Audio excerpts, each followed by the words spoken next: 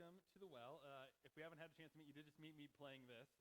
But my name is Danny. I'm one of our pastors. Excited and glad you're here, especially if it's your first time. We say this every Sunday, but we deeply and wholeheartedly mean it. It takes a lot of courage to come and try a new church, to try any church, and so we're honored and excited that you would do that. We try to be a church that has fun, so we do silly things like play Rock 'em Sock 'em Robots. We did trivia a few months ago at a series. All of that is to not be like kitschy. We just want to be a church that grows together, is challenged together, also laughs together. We want to do the entirety of life, and sometimes that looks like wrestling with really deep topics. Sometimes it looks like adding a little lightness and levity to the situation by playing some Rock 'em Sock 'em Robots. But today's sermon series is the conclusion of our series, Jesus versus Religion, where we have been looking at religion as a part of it. Like, we are a Christian church, so we are part of the institution of religion. But one of the most deeply Christian things, a part of the way of Jesus that we really believe we can do, is turn a critical eye towards the things that we are a part of. That's certainly what Jesus did. Actually, a part of the ancient rabbinical tradition, so the tradition of rabbis in Jesus' time, was to challenge and wrestle with their beliefs and teaching. There's like volumes upon volumes upon volumes still in Jewish temples that rabbis have of rabbis arguing back and forth. And it's something that they don't always come to the same conclusion. They say, well, we might disagree, but at the end, we know God better. And that's what we hope we're doing in this. Like, we're going to flip some things over. We might flip some tables. We might challenge some things. But all this is to know Jesus better and to try to imagine what it looks like for us in our context to be people that live out the calling in the way of Jesus the best we can. But I do need to be honest with you as we go into this message. I typically do not do this. But Saturday night, which would be last night, I was finishing my sermon slides, which I sometimes do on Saturday nights, but I was writing them, and I was just like, I do not feel like this is the sermon as it was written that I could preach. I was like, I will certainly get some high fives afterwards, be like, good sermon, pastor, or whatever, that kind of thing. But I was like, it didn't feel like it did the topic of what we were looking like justice.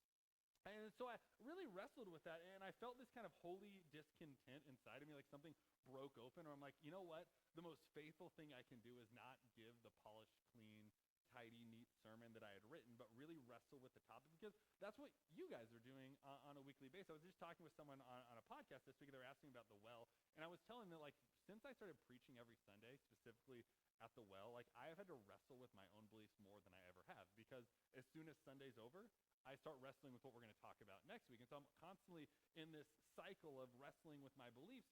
And as we were getting here Saturday night before Sunday, I was kind of blown open by this topic as we talk about what does it look like to be people that rebel against systems of oppression and injustice, things that push back that Jesus, I think, is calling us into, of systems pushing back against systems of oppression, to be a part of this holy rebellion Jesus is leading. But what does it also look like to be people that unequivocally and abundantly offer grace to people? Like, to say that grace is not something that has a finish line or you've gone too far.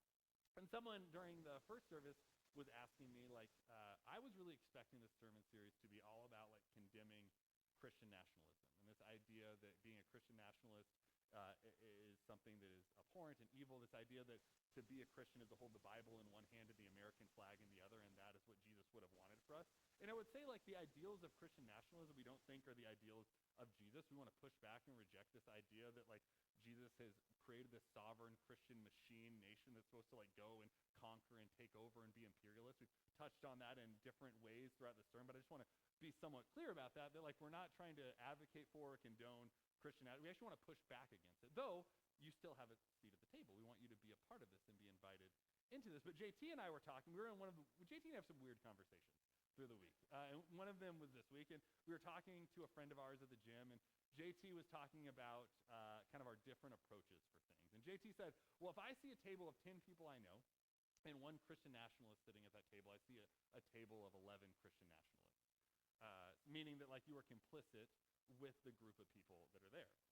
And I don't think this was a compliment what JT said next, but what JT said next was he said, but if Danny, what he'll see is he'll see a table of 10 people that he knows and then one person that he will annoyingly walk alongside for the next year trying to convince to not be that way, right?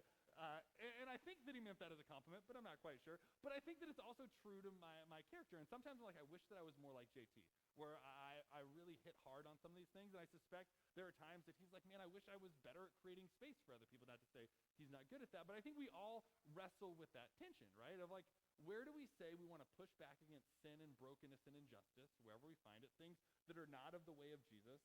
But then how do we also live a life that is deeply grace-filled, one that is always creating seats at the table? I mean, our mantra at the Well is your seat at the table cannot cost someone else theirs, right? And so what does it look like to live that out in real time in a world that rejects sin and rejects brokenness and push back against system of oppression, whether that's racism or misogyny or the exclusion of LGBTQ plus people or whatever that might be? What does it mean to push back against those things and believe wholeheartedly that is what Jesus would do, but then to believe that people that we're pushing back against, as their hearts are transformed, actually also have a seat at the table along the way, that they haven't somehow lost theirs? And so this is, I think, a tense topic. When I think Jesus preached about the narrow road, this like wide road that's easy to go down, to the narrow road, I think the narrow road might have looked like one that never was silent in systems of injustice and oppression, but also was always extending abundant and head-scratching grace. And that's a pretty narrow road to walk, to do those things together. And so even as I preach it, I know that it's one that I ask that you offer me grace in as we walk this together. And so with that in mind, I want to pray before we like dive into the sermon. So would you pray with me? God, I know that this can be a topic depending on where we sit, depending on where we are, depending on the stories of religious history, religious trauma, religious baggage, or religious memories that are even good, that bring us into this space with a myriad of emotions. And I just ask that we be able to open-handedly surrender whatever we bring in with to meet you in this place. I ask you would strip away anything that is my thought and my words and just elevate your heart, your soul, your teaching, your word for us here as we dive into your scripture and your word. So be with us in this time through the teaching, through communion, through the songs we sing, the community we get to have. We just ask that you be over and with us and in this entire time together. Amen. So if I was giving you like our sermon in a sentence, like our big idea, it would be this: that Jesus does not desire, Jesus' desire isn't for us to comply with dead religion, but Jesus calls us to be a part of a holy rebellion of hope and love in action. And when I say dead religion, like this is what Jesus came to push back against, right? Like Jesus came to push back against a religion that propped up institution, that propped up power, that propped up safety, that propped up this thing that really to its own end was just protecting itself. And what Jesus came to say is like, I certainly don't approve of these systems of oppression, these systems of protection, these systems of things, but I don't want to like get rid of, I want to build something new, and through that I want to actually lead a rebellion that looks really head-scratching to religious people, but starts something beautiful and more profound and more life-giving in its place. It's not throwing everything away. It's not even creating all new things, but making this thing new again, like breathing life back into this thing that looks dead, this religious institution and system that looks dead. Jesus wanted to lead a rebellion that actually invited people into something really, really profound. And so one of the things, though, that stops us from being a part of this is what I would call the trap of performative religion.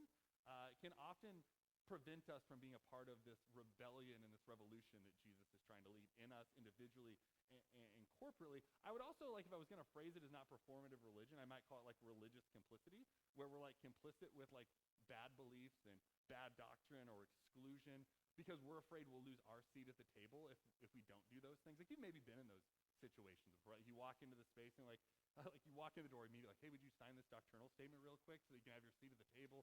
Or you, like I have many friends that have gone to churches, they've loved them and they go through the membership class and they get to the end and like, hey, now you have to do all these things. You have to check all these boxes. You can't live with this person anymore. You can't support these people. I've seen people, we have members of our community that have had to say goodbye to friends because the church, the system of control told them that they had to comply or lose their seat at the table, right? And that seems performative.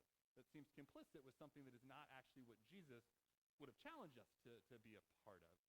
And so there's a really interesting story that comes out of the Sermon on the Mount. The Sermon on the Mount comes out of Matthew's Gospels, chapters 5 through 7. But in the midst of it, there's chapter 6 where Jesus is talking about this idea of kind of performative or religiously complicit religion. And he says this in Matthew 6, verses 1 and 8. It says, when you pray, do not be like the hypocrites, for they love to pray standing in the synagogue and on the street corners to be seen by others. And I'll stop there for just a second. Like, if you've been around the Well for a while, you know one of my favorite stories is the parable of the Pharisee and the tax collector. Like, hands down, one of my favorite stories. Like, this is what I hear in the story. It reeks of the Pharisee and the tax collector. And if you don't know that story, the story paints this picture of these two people that come in, a tax collector who is seen as like a sinner by everyone. Religious people, irreligious people. He's hated by secular people. He's hated by religious people. No one likes him. But he comes in, he stands in the back, he prays like, God, have mercy on me for the mistakes I've made in my life. Like, he doesn't really want to intrude. He kind of stays in the back. But the Pharisee, peak religion, peak perfection, pure in every way on the exterior. Philippe, our host last week, used this phrase. He said, sometimes we judge our interior against people's exterior. This is kind of what we're talking about. Like, this person has a beautiful exterior. We have no idea what's going on in the interior, but it's what everyone's judging against. And so what he does is he goes to the front of the synagogue, the front of the sanctuary, and he prays. He said, God, like, thank you so much that I'm not like the sinners, the tax collectors. I fast, I pray, I do all these things, performative things, right? Like, and then also things that kind of are like complicit and part of the religious system, right? Like, all of these things in this laundry list that this person gives, saying like, hey, this is who I am, and this is what makes me a follower of the way of God. Like, I've checked all the boxes, and I performed in the right sort of ways. And that's kind of what we hear in this Matthew 6, verse 1 on Jesus' mind. It's not the parable that surrounds it, but you can hear echoes of that in his teaching. And then he goes on to say, don't be like them, for your Father knows what you need well before you ask him. And I love this idea, this final line, that God knows what you need before you ask God. We do this thing called the Trail that we invite people to go through. It's a 3-week study of who Jesus is and why he matters and what the Bible is and how to study it and why it's still relevant, what the church is and why it's important. And then every week we end with prayer. And when we end with prayer, I ask our group, like, do you have anything you guys need to pray for? And then they say their prayers, and we'll pray for them together. But at the end of it, I say, just so you know that if you didn't name your prayer, it's not like God didn't hear you, right? Like, just because you didn't say it out loud, or I didn't get to pray for you, or what, like, God knows your prayer. There's something beautiful in corporately naming it, because that means that not only God hears it now, God already heard it, but not only did God hear it, but now your friends hear it, and they can carry it with you. There's this burden lifting that happens, but God hears your prayer far before it ever leaves your lips. There's this idea, though, that we're actually journeying and carrying these things together as we share them, and it's this shift in understanding of, like, what we are actually compelled and called to do with our belief. Like, religion often says to us, like, the way to know God and the way to be in a relationship with God is to perform and to check boxes and to do these things, to make sure people see them, to be seen by others so that others can know how great our exterior is. And then when others know how great our exterior is, then God will finally know how great our exterior is.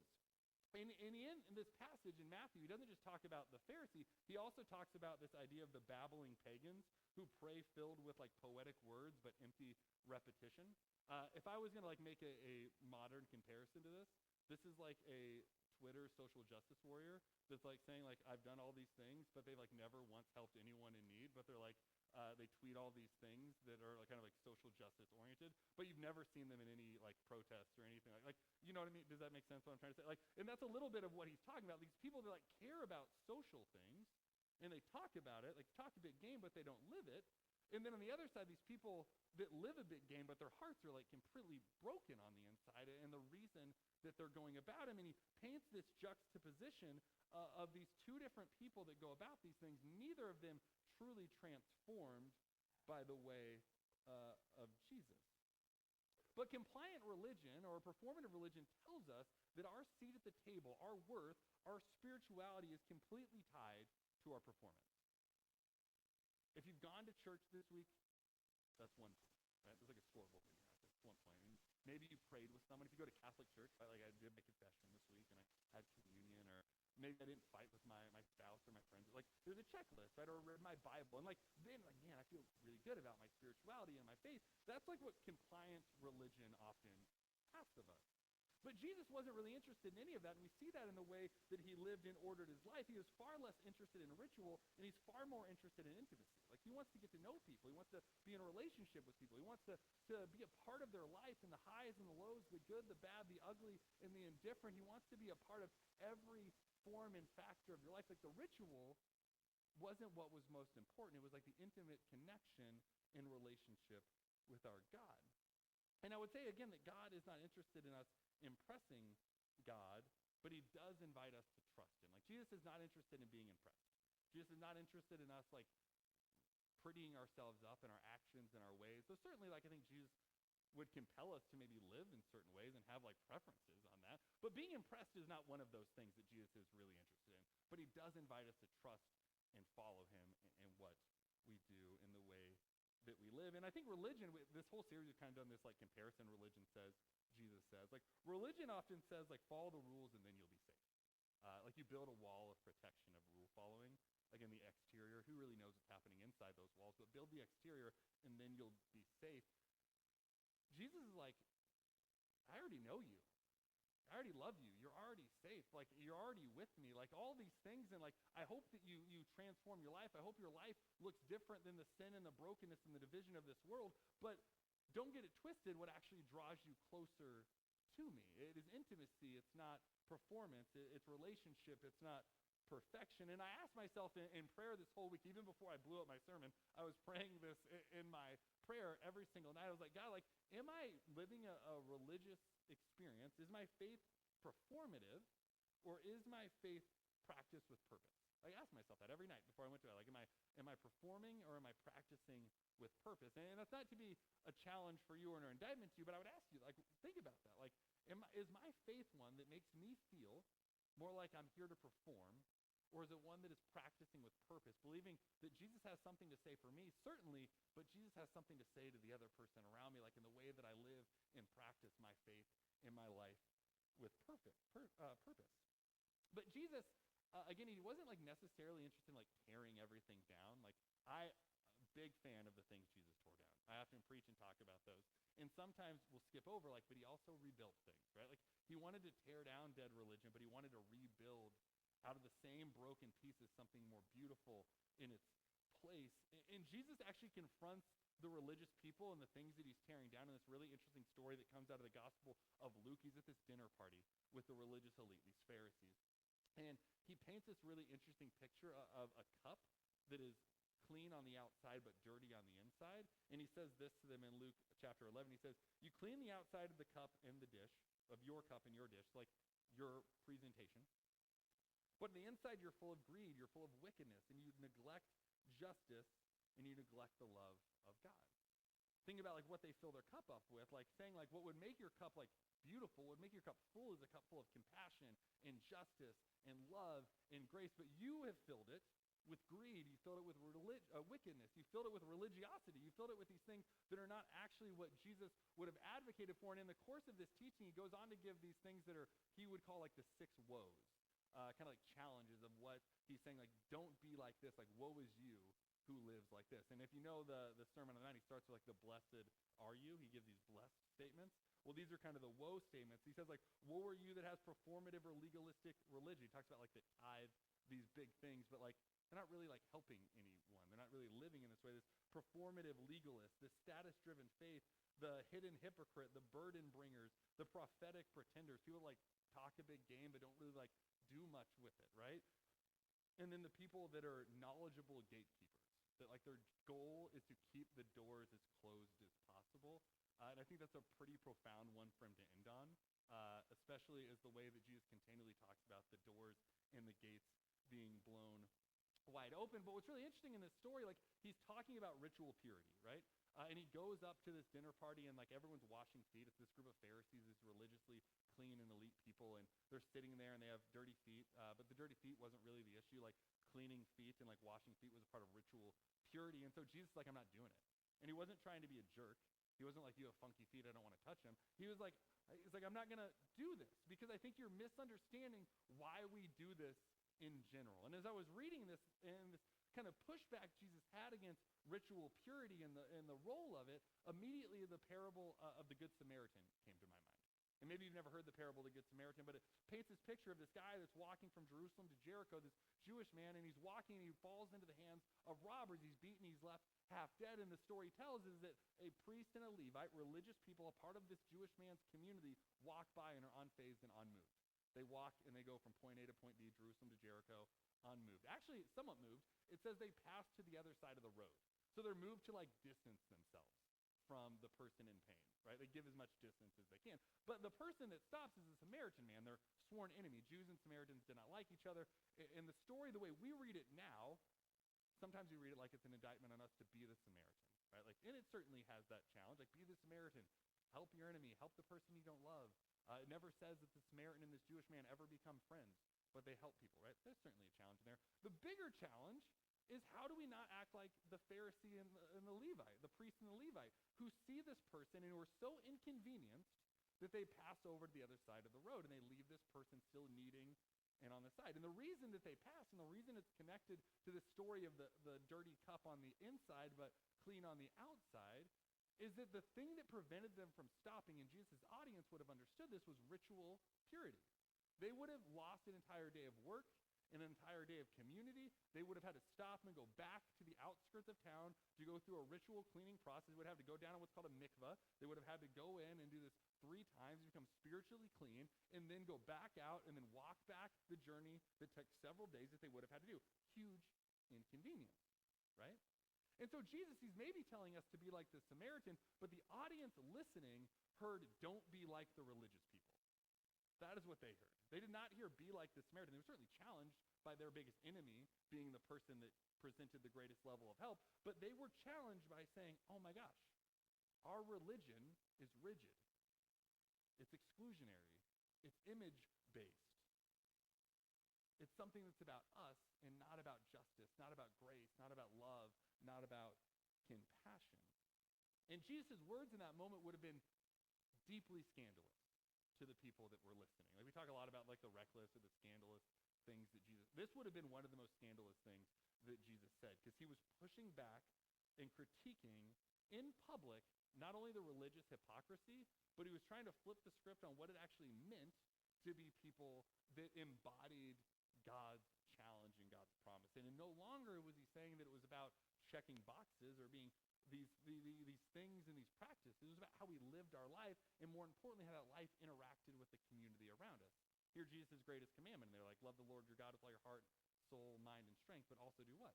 Love your neighbor as yourself, right? Like, you hear Jesus' challenge in there. And when I think about the rebellion then that Jesus is leading, this revolution of love that he is leading, it is something that is not performative, but it is deeply prophetic. It is something that speaks truth to power. It sees injustice and it calls it out. It pushes the darkness out as it illuminates the room with the love and the light of Jesus. It pushes those things out, reclaiming, not destroying, the broken parts in life and the broken parts of people's stories, inviting them in the world into something greater than they ever knew possible. But for the Pharisees and the religious people of their time, they had a battle against people on the margin. People seeking to, like, Jesus didn't really have, like, Jesus was out, like, trying to hang with anyone, right? Like, even if they didn't really have interest in religion, he's like, I want to hang with you. The sinners, tax collectors, whatever, he was hanging with them. But the religious people are like the seekers, those on the margin, like, that's our enemy. That's what that was who we're trying to keep out. Like, we want the culturally right people. We want those that check the right boxes. And Jesus is not about that. And religion was saying, like, we're at war with those seeking. Jesus is saying, like, I'm not at war, I'm not fighting, I'm not battling against seekers, but I am deeply fighting gatekeeping. Like, I am fighting the gatekeepers, not those that are seeking. I'm fighting those that are keeping the doors shut while Jesus is trying to blow them wide open, right? And oftentimes, people will quote places like Revelation and say, like, well, it talks about how only a few will enter the kingdom. Read Revelation again sometime. It talks about how the gates are always wide open. The gates are wide open. There's no image of this closed gate. And Jesus is pushing hard to be like, I'm not against the seeker. I want the seeker. I actually don't really care if they're a seeker or not. Like, I want people to come and to know me. And I want to push against and blow open the doors that are being held closed by those keeping the gate shut. And when I think about the narrow road that Jesus offers, it's one that is pushing back against sin and injustice, but it is creating space for transformative grace in people's lives. And I look at the stories in Scripture, just a few of them. Like, I think about the criminal on the cross next to Jesus on his crucifixion, right? He's dying. He does not say the sinner's prayer. He doesn't go to a membership class. He doesn't recite the Nicene Creed, which has not happened yet. He doesn't do any of these things, right? But he's like, hey, just remember me when you get into paradise. And Jesus is like, I will see you later there. Right? That person's life is transformed. Doesn't get no sign or symptom that he changes his belief. But he's invited into the kingdom with Jesus all the same. I think about Peter, Jesus' closest friend and disciple, denies Jesus not once, not twice, not 3 times, leaves in shame. Jesus sits on a beach with him, reinstates him, and says, you are loved, you are mine, go and feed my sheep. ask him to say sorry, doesn't ask him to give him a whole list of the areas he's done wrong. He doesn't ask him to be ritually cleansed anymore. He doesn't ask him to check boxes. He says, you are loved, you are mine, so feed my sheep. I think about the woman caught in adultery, which you don't talk about this a lot. There's also a man who was caught in adultery. We never talk about that guy. But the woman gets a lot of grief, right? Like, so the woman's caught in adultery, and she is and they say, like, well, neither do I condemn you. He says, go and sin no more, but he also says, I don't condemn you. He sends her out to live a transformed life. Thomas, the doubter, he doesn't believe Jesus is resurrected. All the disciples are like, this is great. Jesus has come back, and he's like, I don't believe it. And so what does his unbelief and his doubt bring him? He's the only one to hang out with Jesus and get to touch and is invited to touch his wounds post-resurrection. His doubt led him into something that no one else experienced. That's wild. We think doubt is the enemy of our faith. He got to do what no one else got to do, right? Like his doubt led him to somewhere no one else was able to experience. Maybe the most wild of all of these, though, is the Apostle Paul. If you don't know the Apostle Paul story, he wrote most of the things you read in the Bible, which makes the next thing even more crazy, what I'm about to say. Paul was like killing Christians. Paul was the ultimate enemy of the way of Jesus. He was not just taking down people, men, women, and children that were a part of the way of Jesus until his life was radically transformed. He has this, what we call road to Damascus, conversion experience, comes face to face with Jesus, and his life is transformed. Jesus is like, hey, go and be a part of this way now, my way. And think of how terrifying that would be. Like you show up for temple that Sunday and the guest speaker is the guy that was just killing people the week before. That's wild, right? That's crazy.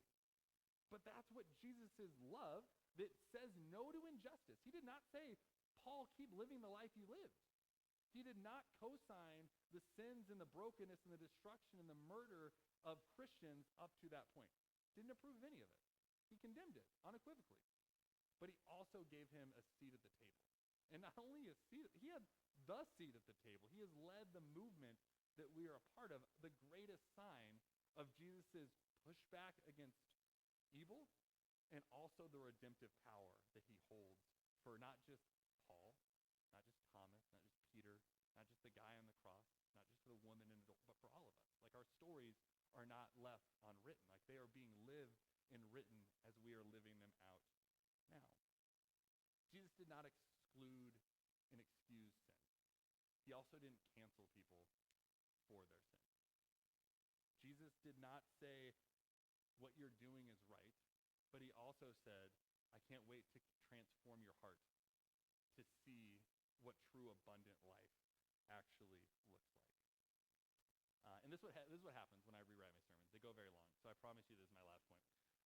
There's this really interesting passage that comes out of James's gospel. James is the brother of Jesus, and he writes this phrase that's been used by many people. It says this in James chapter 2. It says, faith by itself, if not accompanied by action, is dead. Maybe you've heard the phrase this way, faith without works is dead. That has often been used to say like faith without going to church 3.5 times a week, month is dead, or faith without giving 10% is dead, or faith without joining a small group or serving once a month in kids ministry or whatever. Like, it's usually used that way. Not even on the mind of James as he's writing this, right? Like he is not thinking about the way we often try to parlay it into push our own means, but he is thinking about a faith that is actionable to make the world a better place. And he tells this really interesting story. He says, it would be like this. If you're walking out on the street and you see like someone on the side of the road, a cold, rainy day, not unlike where we are today, it's cold and rainy outside, they're on the side of the road, they're hungry. And you walk by them and like, my brother, be warm and be fed. And then you walked on, right? Like he's saying that is dead, right? That's performative. That's saying the right words. But what did you do? Like, what did your faith compel you to do? Like a faith that is compelling you to act is saying like, you are hungry, you are cold, and I want to help sure you're fed and warm, right? Like I want to have my faith inform the way that I help those on the margins. I want my faith in Jesus to inform how I help those that are the least of these. I want my faith to make the world a tangibly more holistic and healing and equitable and just place. And our mission and vision at The Well is rooted in that sort of ethos, that we want to spark and be a part of the largest and most inclusive Jesus-centric movement our region has ever seen. Like necessarily want to be the biggest church that's ever existed, but we do want to see every church and every community, every pocket and nook and cranny of St. Charles County, of St. Louis County, of Missouri and beyond, outside of our country, to be transformed. And we want to be able to be a part of that movement that the Holy Spirit has led. It's not because we're awesome. It's not because we're doing anything special. We want to be a part of what God is doing and calling us back to the true way of Jesus, that is one that is deeply passionate about rejecting sin and brokenness, providing compassion, equity, inclusion for all people, not some, and believing that no one's story is outside the scope and potential of redemption of God's grace. And I was thinking about this, like we sing a lot of songs about resurrection, especially post-Easter, like we talk about God resurrecting us and our sin and certainly himself. And I just kept asking, what good is it to sing about songs of resurrection if we actually live like the sin and brokenness of this world has the final word? Like if we think that the person that is living in sin and brokenness is irredeemable, then we probably don't believe in the full scope of Jesus' resurrection power. If we think we've lost our seat at the table for any number of sins or failures or things that we've done, maybe we're going to find ourselves on the wrong side of history. A bad exercise would be to go back and just look at your Twitter feed for the last 15 years. You were certainly wrong about something in the last 15 years, right? And if we were judged on our worst things and we're excluded because of that, how much of God's redemptive, resurrecting grace do we actually believe in if we believe that that low moment has the final word? And my hope and my prayer is that we wouldn't just claim the way of Jesus, we would follow the way of Jesus. That we wouldn't just call ourselves people that love Jesus, but we would be transformed by him to make the world a deeply loving and profoundly compelling, grace-filled and inclusive space exactly where we are.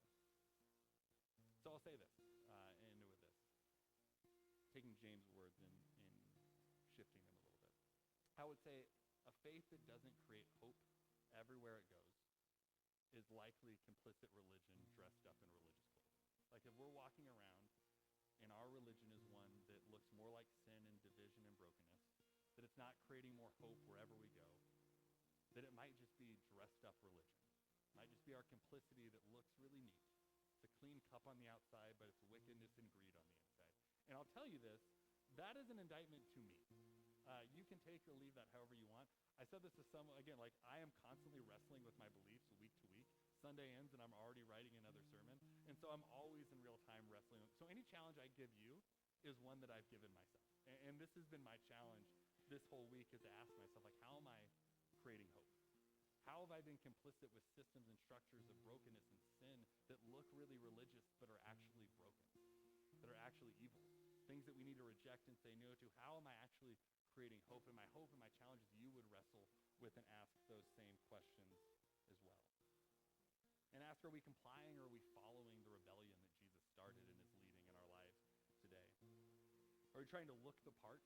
Or are we trying to live the way of Jesus? Which things are guiding us? Is it optics or is it transformation? And my hope would be always transformation over optics. So I hope you'll join me in that challenge. And I hope you'll join me in prayer. God, I thank you for the challenge that you give each and every one of us. A challenge that is not rooted in shame, not rooted in pride, not rooted in guilt, performance, or progress.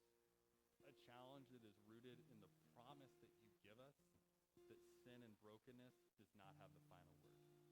That the division of this world is not what you intended this world to look like, and that we get to be part of helping put this broken world back together. We get to be part of your holy rebellion and agents of change that are building a beautiful mosaic of hope and truth and community everywhere we go. Because no one's story is unfinished. No one's story is too far gone. No one has walked too far outside. You are always redeeming. And in the same breath of unequivocal and unimaginable and head-scratching redemption, you are equally pushing back on the areas of our lives, corporately, micro and macro, of the sin and injustice that pervades our world, our spaces, our communities, big, little, and small. And so God, be with us to be people that are part of your way, a way of hope, of love, of grace, of justice, and radical inclusion everywhere we go. God, I pray this all in Jesus' name.